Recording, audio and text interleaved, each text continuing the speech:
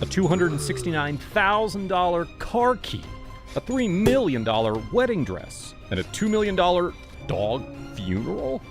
These are the most stupidly expensive things royal families paid for. To the royals, every little purchase has to be luxurious. Now, I mean, an average person would spend $250,000 on a house, right?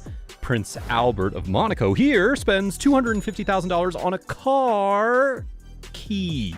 A car key! Now, this is not any ordinary car key. It's made from a 4.9 billion-year-old meteorite found in Africa.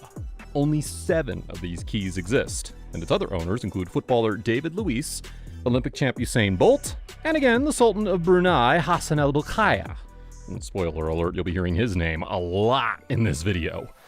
Speaking of cars, this next expensively stupid purchase is actually a cool one.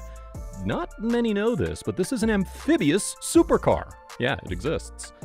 The Prince of Dubai, Sheikh Hamdan, also called Sheikh Faza, loved it so much that he bought 6 of them for $900,000. Considering that most of the sheiks ride luxurious cars and private yachts, this car is just a crazy mix of the two. If you look at Sheikh Faza's Instagram, he's got tons of expensive purchases to flaunt, like tanks, cars, and animals. This particular horse is one of his favorites. In fact, he's so precious that he bought $166,000 silk for his horse. Damn, you can get a new Maybach GLS 600 for that. Now, if you think that's ridiculous, take a look at his camel. Yeah, this one. It's typical for sheiks to own a camel, but this particular one costs $2.7 million. In case you're wondering whether this camel can fly through a desert, which makes it worth $2 million, no, it's just that he's beautiful. In fact, he's even won a camel beauty contest. Yeah, they exist. Among 17,000 camels and won $600,000 in prize money. Since we're talking about animals, it's only fair to bring up Fufu, a Thai dog and an Air Force officer. Confused? Well, that's what the title the Crown Prince of Thailand gave him. When he passed away, the kingdom hosted a funeral where they spent about $2 million for a 4-day ceremony. And that's what you get for being the king's best friend. Now, we already know the king's best friend, but do you know what's the queen's best friend? Expensive diamonds. So, for Queen Elizabeth II, King Edward gifted her a 530-carat Cullinan diamond, which is worth $400 million. That stone now rests on top of her coffin.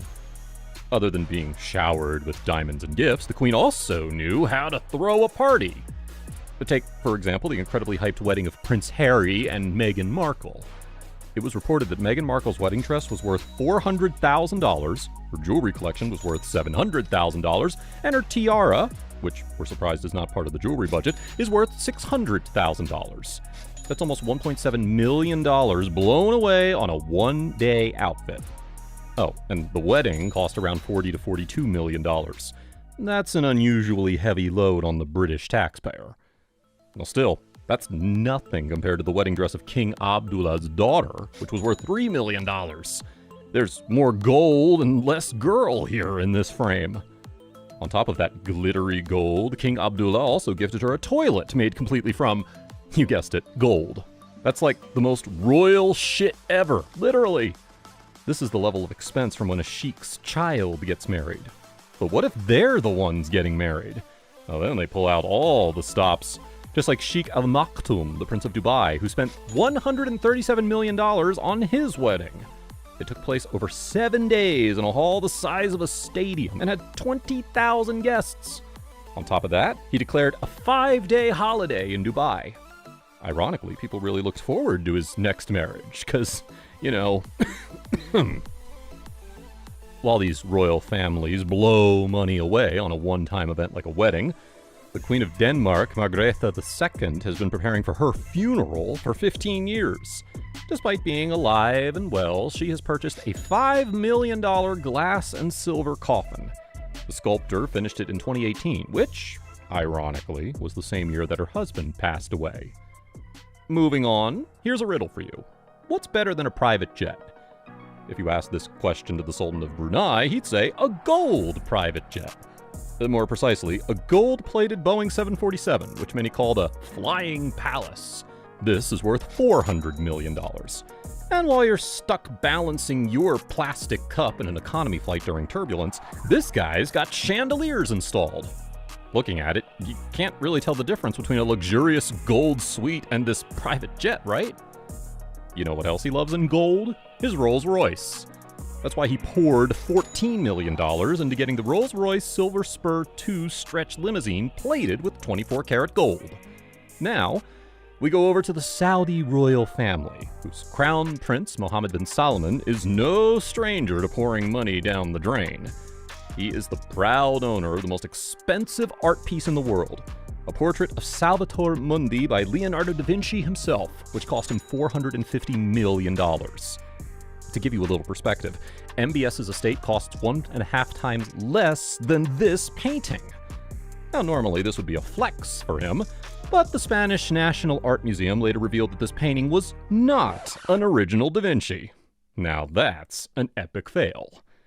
The latest reports about this $450 million fake painting is that it hangs inside MBS's gorgeous, serene super yacht, which cost him $400 million. It's incredible how the painting is more expensive than the super yacht. But looking at these incredible pictures, you can tell it is a crazy buy. Even Bill Gates couldn't resist its charms and chartered this mega yacht once in 2014. Oh, and it cost him $5 million for just 1 week. If you look up who owns the most expensive private jet in the world, you'll find the name Al-Walid bin Talal, a Saudi prince and first cousin of MBS. He owns an Airbus A380, which costs $502 million. Nothing you see in this jet is silver or bronze, it's all gold. What makes this Airbus absolutely out of this world is that it has its own concert hall, garage space, Turkish bath, and even a stable for transporting horses and camels. Now, looking at these pictures, you might think that you're looking at a Ferrari showroom, but you're actually looking at 11 Ferraris that are part of the Sultan of Brunei's $5 billion car collection. With around 7,000 cars, he is officially the biggest car collector in the world. Unfortunately, it's a private collection, but reports have revealed cars like a bespoke Bentley Buccaneer, Bugatti EB110, and many bespoke Ferraris and Lamborghinis. Some of his collection has been auctioned off, which revealed some of the rarest and greatest cars. There is a 1990 Pininfarina Ferrari Testarossa Spider worth $1.7 million, a 1990 Bentley Dominator worth $4.6 million, a Ferrari F40 worth $5 million, and a McLaren F1 LM worth $19 million. Now, in case you're wondering where his $5 billion car collection is parked, I'm assuming it's his residential palace. Why do I think that? Well, for one thing, it's the largest residential palace in the world. It's got 1,788 rooms, 257 bathrooms, 18 elevators, and 44 stairwells. Oh, and it costs $1.4 billion.